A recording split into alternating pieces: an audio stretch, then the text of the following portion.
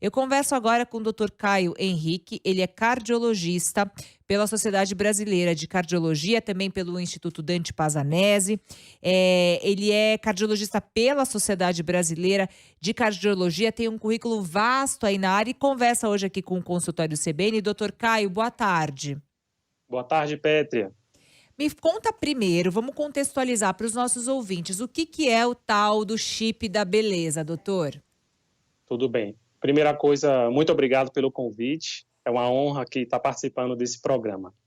Pétria, o chip da beleza, apesar desse nome chip, na verdade ele é só um nome bonito, porque de chip não tem nada. Ele é um tubinho de silicone e dentro dele tem hormônios. O principal hormônio é a gestrinona, que é um hormônio androgênico, ou seja, com características mais do sexo masculino, mas frequentemente tem outros hormônios nesse tubinho de silicone. E ele tem uma liberação prolongada e lenta dos hormônios, tanto que quando faz esse implante hormonal, a duração dele é de vários meses. Ele é utilizado, como o próprio nome fala, como é chip da beleza, é uma finalidade puramente estética, né? Porque esses hormônios androgênicos, eles mudam a composição corporal. Então, geralmente aumenta a massa muscular, diminui a massa de gordura, aumenta o desempenho físico, aumenta a performance física como um todo.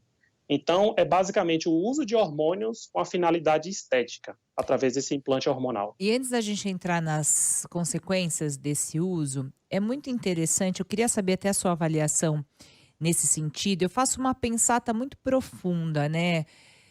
Sendo mulher e nessas questões que envolvem. É claro que não é a sua especialidade exatamente, mas falando de maneira geral, como um especialista da saúde, né? É um implante hormonal que, em princípio, era usado para mulheres com muito problema de TPM, né? De tensão pré-menstrual, com essas questões hormonais. Mas também uma questão da mulher que quer parar de menstruar, assim, que quer evitar os transtornos da menstruação, que é uma coisa feminina, uma coisa natural. E aí a pessoa descobre que isso alterando o seu hormônio, você vai ter um outro desempenho, vai ter um emagrecimento, como você falou, uma queima diferente de gordura do próprio corpo. Como é que a gente pode olhar para esse tipo de questão, doutor? É claro que você está mexendo em questões muito sérias da biologia, não? Sim, essa gestrinona, Petra, ela já vem sendo estudada já há muitos anos. E o pessoal da ginecologia usava bastante. Na verdade, ela foi desenvolvida para o tratamento da endometriose, né? Que é uma doença, de fato, ginecológica, Um que precisa problema, né, um problemaço. isso, que precisa de todo um tratamento, todo um acompanhamento muito bem especializado. Tanto que a gestrinona ela foi aprovada na década de 90 pela Anvisa, só que era uma gestrinona pela via oral, tá? A gestrinona, como é feita através desse implante hormonal subcutâneo, e você até mencionou na introdução sobre a questão da parte científica, a gente não tem nenhum estudo científico nessa área.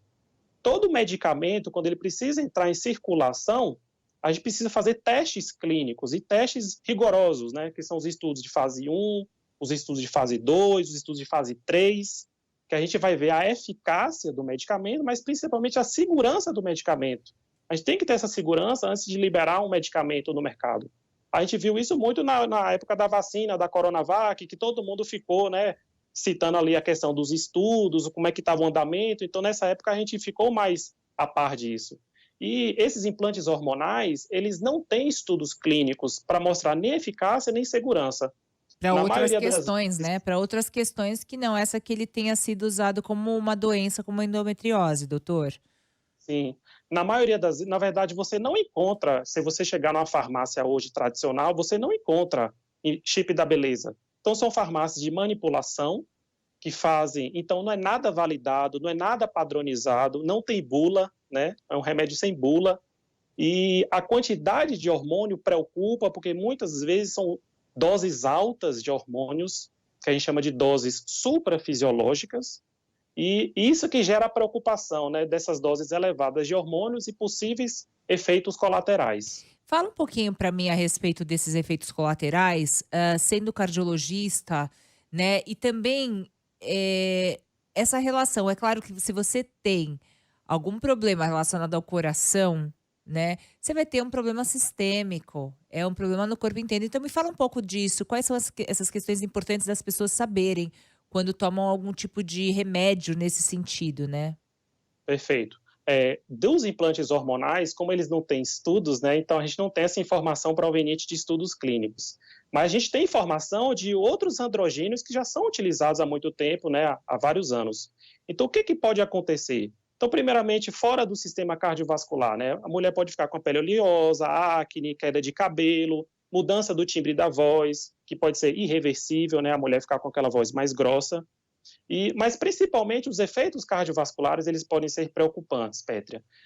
Os androgênios, eles podem alterar o metabolismo do colesterol, então ele pode diminuir o HDL, que é o colesterol bom, e aumentar o LDL, que é o colesterol ruim, é um efeito possivelmente maléfico. Pode aumentar a pressão arterial da paciente, ela pode ficar hipertensa, ou se ela já foi hipertensa, ficar numa hipertensão mais grave. Pode acontecer meio que um desbalanço no sistema de coagulação próprio da pessoa, que a gente vive em um constante equilíbrio entre as proteínas coagulantes e as anticoagulantes. Então, pode desbalançar e ficar com um predomínio das proteínas coagulantes. Então, pode até aumentar o risco trombótico usando hormônios androgênios, principalmente em doses mais elevadas. Então, ele impacta diretamente nos fatores de risco cardiovascular que podem ter como consequência final as doenças cardiovasculares, né, como um infarto ou então uma AVC. Quais são essas questões, doutor, quando você fala em doenças cardiovasculares, quero muito entrar nesse ponto. Eh, como é que começam essas doenças, assim, quando a gente toma essas substâncias, né? Às vezes a pessoa lá na frente vai ter um problema e não se atentou que às vezes um remédio que se tomou durante uma fase da vida pode, em outro momento, ali na frente, desencadear uma doença. Fala um pouquinho a respeito dessas correlações, doutor. Tá. Então, a doença cardiovascular, o principal mecanismo dele é uma palavrinha que se chama aterosclerose, ou seja, é formação de placas de gordura dentro dos vasos.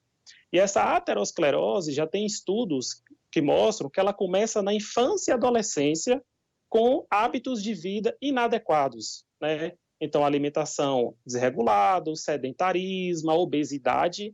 Já na infância e adolescência, já tem estudos mostrando que já começa já esse processo de aterosclerose. Então, na verdade, ele é um processo lento e que, às vezes, o resultado acontece 10, 20 anos depois.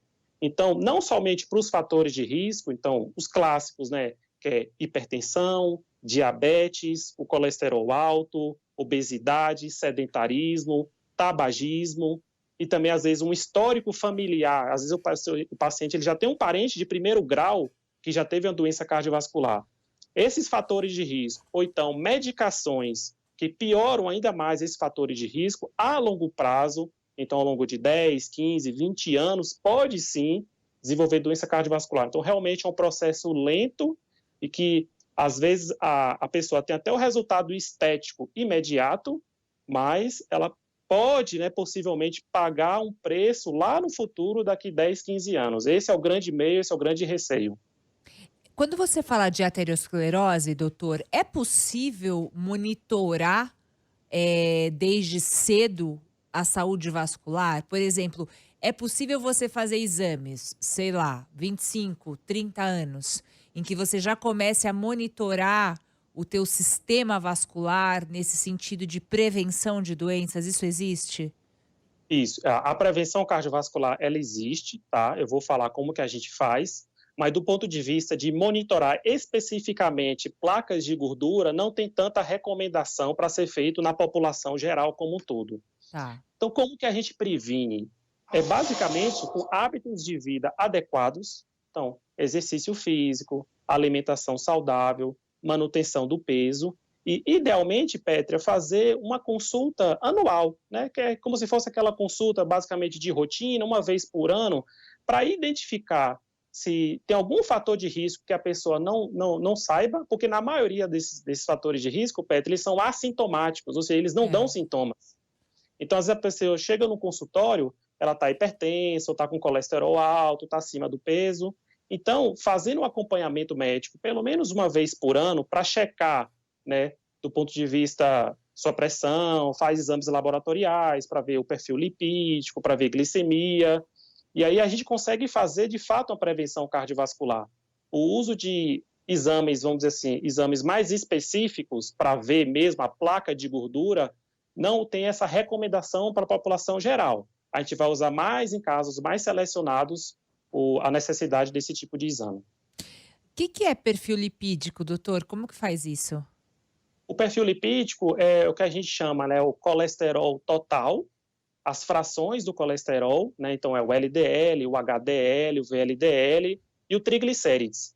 Esse perfil lipídico, ele mostra justamente o que a gente tem, né, por exemplo, o HDL, que é o colesterol, vamos leigamente bom, ele é um fator protetor. Já o LDL, é o colesterol ruim, ele é o que está mais associado à formação de aterosclerose. Então, assim, já temos décadas de estudos clínicos mostrando que o LDL alto, ele é fator de risco para a doença cardiovascular. Então, quando a gente faz esse perfil lipídico, a gente vai ver se o LDL daquela pessoa está no valor adequado para a sua idade, para o seu sexo e para os outros fatores de risco. Por exame de sangue.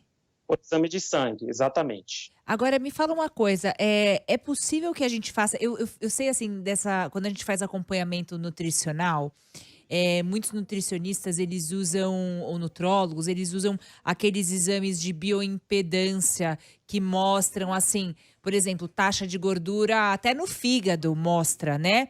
Esse tipo de exame ele também ajuda o profissional, ou até o cardiologista, ou até um nutricionista, a te dar algumas dicas sobre isso? Porque eu vejo cada vez mais, né, doutora, a necessidade dessas especialidades elas se conversarem, né? Sim, perfeito. A bioimpedância realmente é uma ferramenta muito importante, tem um papel relevante, porque, Pétria, o peso da balança ele pode não refletir a composição corporal da pessoa. Então, a bioimpedância ela mostra mais ou menos a quantidade de massa muscular e a quantidade de gordura e como que é a distribuição dessa gordura no corpo. A gente já sabe de vários estudos clínicos, né, que a gordura aumentada, principalmente na região abdominal, é um grande fator de risco para a doença cardiovascular. Então, às vezes, a pessoa está com peso normal, até está com sobrepeso leve, mas ela faz a bioimpedância e vê que tem uma concentração de gordura na região abdominal. Isso aí impacta completamente no tratamento. E, às vezes, você pega um outro paciente que ele está pelo IMC, está com sobrepeso, só que é uma pessoa musculosa, que tem uma grande quantidade de massa muscular. Então, a bioimpedância ela serve para diferenciar melhor a composição corporal em detrimento do número da balança, vamos dizer assim. E aí a gente faz uma virada aqui nessa história do que a gente começou a falar no programa, das pessoas começarem a procurar o tal do chip da beleza, né? Aí o chip do não sei o quê, que como o doutor explicou aqui, não é um chip, é um implante, mas é um implante hormonal, então usado para mulheres com grandes problemas com endometriose, grandes problemas com tensão pré-menstrual e tudo mais. E aí isso vai sendo usado, né, de outras maneiras, podendo acarretar alguns probleminhas.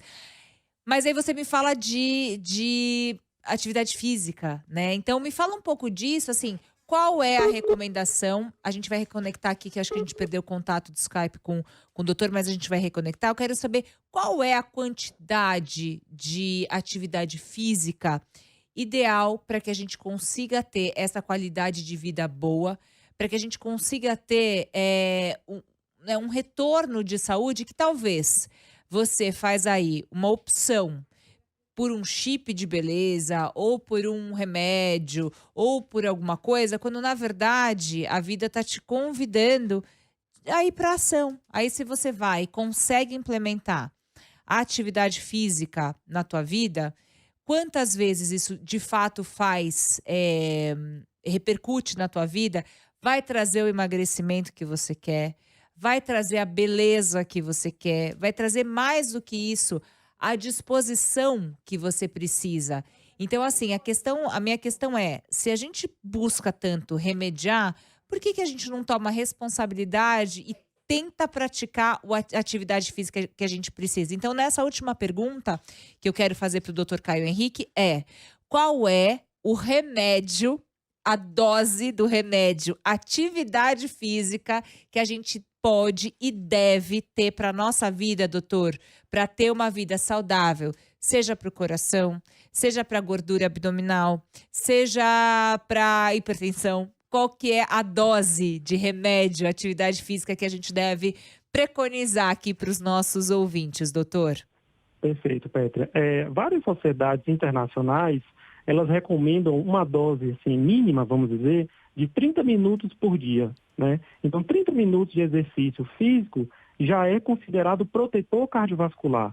Claro que se a pessoa conseguir fazer 1 hora, uma quantidade maior de exercício físico, vai ser benéfico. Mas a recomendação habitual é os 30 minutos de exercício físico diário, já seria interessante.